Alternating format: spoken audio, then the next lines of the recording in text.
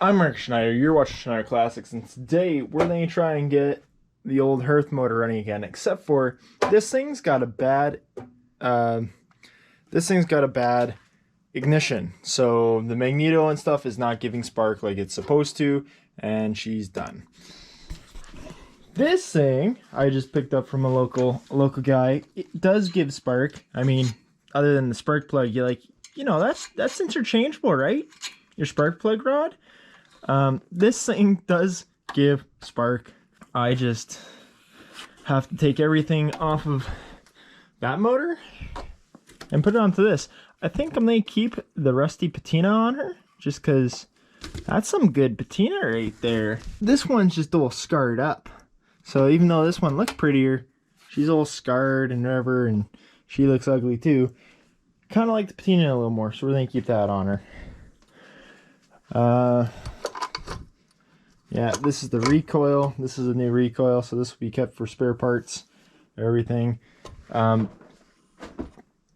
cost of just getting the magneto drive and everything, it is actually cheaper just to get that from a local guy, which I really thank the guy because he gave me a good deal on it, and we'll swap some parts over here and maybe get it running later tonight. Also, as you can see by my light situation, that's why I like that we have nails everywhere in the rafters, because I can just move this light. This thing's way brighter than, see if I turn her off. Ooh, it's dark. It's light. Nice benefit of having these Mastercraft work lights. I love them. Love them to bits. Oh. Here's a motor. Good old motor. Good old. What is this? This is a from the 70s, late 60s to 70s. The Snowjets had them, which the Snowjet became for snowmobiles.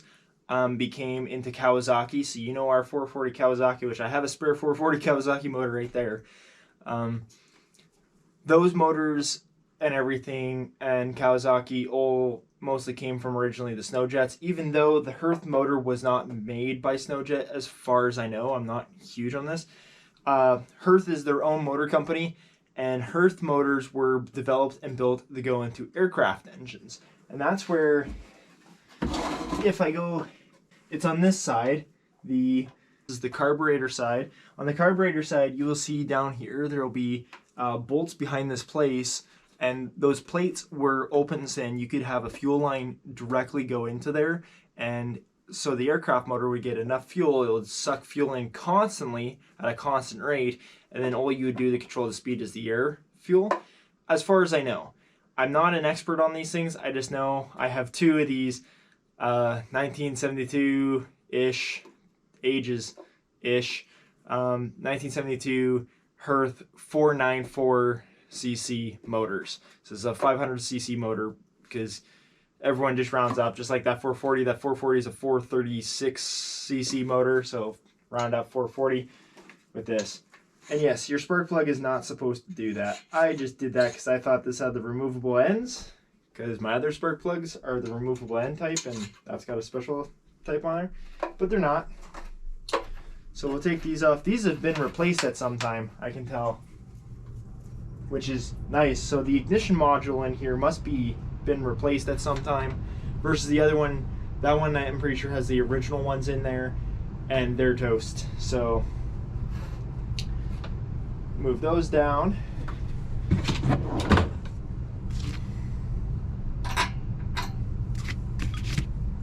Got my father's tool set here, sitting here. That's righty tighty, don't want that, want lefty loosey. So these spark plugs aren't good on this motor, but as you can tell, there's a huge crack in there. But for shits and giggles, oh look, that broken spark plug. It's very weak, but it is firing. That's funny. Let's see if this broken spark plug will fire too. Because the guy did send, and I'll add these into the video later, the guy did send videos to me of this thing running on these things.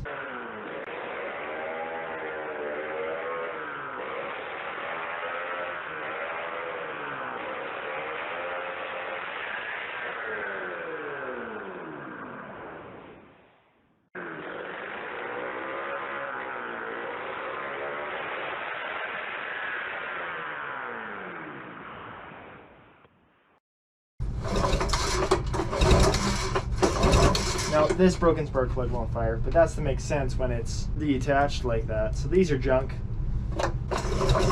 She makes a good lug lug lug sound even with the spark plugs open, so she's got good compression.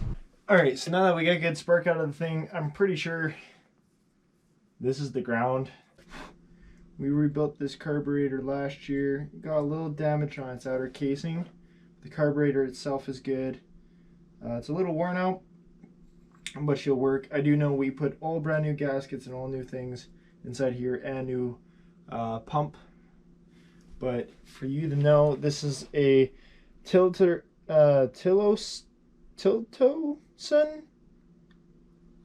Ohio carburetor. It says right there, if that's even seeable. It's a good old carburetor. Fun fact, those old 1972, so the Snow Prince was the one that had the Hirth motor into it, and the Snowjet, where this is going into, had a Yamaha 340, I'm pretty sure, or a Yamaha 440.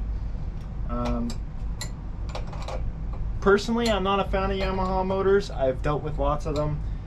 I just don't have the best of luck when it comes to Yamaha motors, so I try my hand on other stuff. Like the Kawasaki motors I've been fairly lucky with, and the Polaris motors I've been fairly lucky with. I do have a Motoski, I think, 340 on the shelf right there, but that's for a subscriber giveaway later on. Plus, I may say this, if anyone has, I would very much like to acquire a starter for this. I have the starter ring gear. We have it on the shelf over there, sitting on the side. But if anyone has a starter that will work for this thing, message me, because I don't know that about this stuff, and I would really like to get a starter for this, because this is for my father and for his snowmobile.